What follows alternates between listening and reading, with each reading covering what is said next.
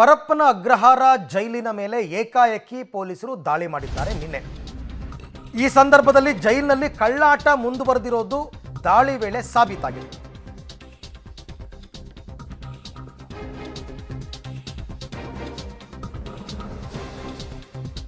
ಪರಪ್ಪನ ಅಗ್ರಹಾರದ ಮೇಲೆ ಪೊಲೀಸರು ದಾಳಿ ಮಾಡಿದ್ದಾರೆ. ಜೈಲಿನ ಮೇಲೆ ರಾತ್ರೋರಾತ್ರಿ ಏಕಾಏಕಿ ದಾಳಿ ಮಾಡಿದ್ದಾರೆ. ಸುಮಾರು 50ಕ್ಕೂ ಹೆಚ್ಚು ಪೊಲೀಸರು ದಾಳಿ ಮಾಡಿದಾಗ ಮೊಬೈಲ್ ಸಿಕ್ಕಿದೆ, ಹಣ ಸಿಕ್ಕಿದೆ, ಇನ್ನೂ ಬೇರೆ ಬೇರೆ ವಸ್ತುಗಳು ಸಿಕ್ಕಿದೆ. ಸೊ ಯಾವಾಗ ದರ್ಶನ್ಗೆ ಅಲ್ಲಿ ರಾಜಾತಿಥ್ಯ ಕೊಟ್ಟರು ಅಂತ ಗೊತ್ತಾಯ್ತು, ಅದೆಲ್ಲ ಆದಮೇಲೆ ಈಗ ಇನ್ನೊಂದು ಸರ್ತಿ ಹೋಗಿ ಚೆಕ್ ಮಾಡ್ಕೊಂಬರೋಣ ಅಂತ ಪೊಲೀಸರು ಹೋಗಿದ್ದಾರೆ. ನಿನ್ನೆ ದಾಳಿ ವೇಳೆ ವಿಲ್ಸನ್ ಗಾರ್ಡನ್ ನಾಗನ ಮೊಬೈಲ್ ಕೂಡ ಸೀಸ್ ಆಗಿದೆಯಂತೆ. ಅವನ ಹತ್ರನೂ ಮೊಬೈಲ್ ಇತ್ತಂತೆ. ನೋಡಿ, ನಾಗ ಸೇರಿ ಸಹಚರರ ಸುಮಾರು 18 ಮೊಬೈಲ್ಗಳನ್ನು ಸೀಸ್ ಮಾಡಿದ್ದಾರೆ. ಅದೇ ಅವತ್ತು ದರ್ಶನ್ ಫೋಟೋ ರಿಲೀಸ್ ಆದ ನೆಕ್ಸ್ಟ್ ಡೇ ಹೋದಾಗ ಏನೂ ಸಿಕ್ಕಿರಲಿಲ್ಲ. ಈಗ ಹೆಂಗೆ ಬಂದ್ಬಿಡ್ತು ಏಕಾಏಕಿ ಎಲ್ಲರ ಹತ್ರ ಮೊಬೈಲು? ಇದೇ ಕಳ್ಳಾಟ ಅಲ್ಲಿ ನಡೀತಾ ಇರೋದು. ಈ ಬಗ್ಗೆ ಮತ್ತಷ್ಟು ಮಾಹಿತಿ ನನ್ನ ಕೊಲೀಗ್ ಮುರಳೀಧರ್ ಅವರಿಂದ ಪಡ್ಕೊಳ್ಳೋಣ. ಮುರಳಿ, ಅವತ್ತು ರೇಡ್ ಮಾಡಿದಾಗ ಏನೂ ಸಿಗದೆ ಬರಿಗೈಯಲ್ಲಿ ವಾಪಸ್ ಬಂದಿದ್ದರು. ಆದರೆ ನಿನ್ನೆ ಆಗಲೇ ಸುಮಾರು ಮೊಬೈಲು ಅದು ಇದು ಎಲ್ಲ ಸಿಗ್ತಾ ಇದೆ. ಅಂದರೆ ನನಗನ್ಸುತ್ತೆ ಅಲ್ಲಿನ ಜೈಲು ಸಿಬ್ಬಂದಿಗಳ ಸಹಕಾರ ಇಲ್ಲದೆ ಈ ಕೈದಿಗಳು ಏನೂ ಮಾಡೋಕ್ಕಾಗಲ್ಲ, ಇವರೇ ಶಾಮೀಲಾಗಿದ್ದಾರೆ ಅಂತ ಅನಿಸ್ತಾ ಇದೆ.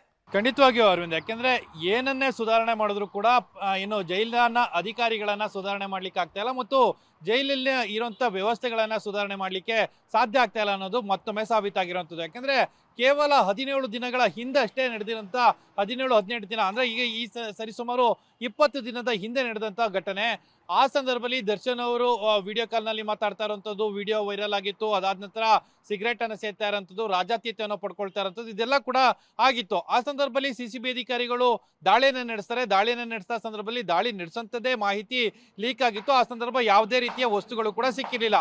ಕೇವಲ 20 ದಿನದ ಒಳಗಾಗಿ ಮತ್ತೆ ತಮ್ಮ ಕಳ್ಳಾಟವನ್ನ ಜೈಲಾಧಿಕಾರಿಗಳು ಮುಂದುವರಿಸಿದರೆ ನಿನ್ನೆ ನಡೆಸಂತ ದಾಳಿ ಏನಿತ್ತು, ನಿನ್ನೆ ಸರ್ಪ್ರೈಸ್ ಆಗಿ ಒಂದು ದಾಳಿನ ನಡೆಸಿದ್ರು. ದಾಳಿನ ನಡೆಸಿದ ಸಂದರ್ಭದಲ್ಲಿ 18 ಮೊಬೈಲು ಮತ್ತೆ ಮಾದಕ ವಸ್ತುಗಳಿರ್ಬೋದು, ಜೊತೆಗೆ ಅಕ್ರಮವಾಗಿ ಕೂಡಿಟ್ಟಿದ್ದಂತ ಹಣ ಇರ್ಬೋದು, ಇದೆಲ್ಲನೂ ಕೂಡ ತಮ್ಮ ವಶಕ್ಕೆ ಪಡ್ಕೊಂಡಿದ್ದಾರೆ. ವಶಕ್ಕೆ ಪಡೆದುಕೊಂಡು ಪ್ರಕರಣವನ್ನ ದಾಖಲನ್ನ ಮಾಡಿಕೊಂಡು ತನಿಖೆಯನ್ನ ಮುಂದುವರಿಸ್ತಾ ಇರೋಂಥದ್ದು.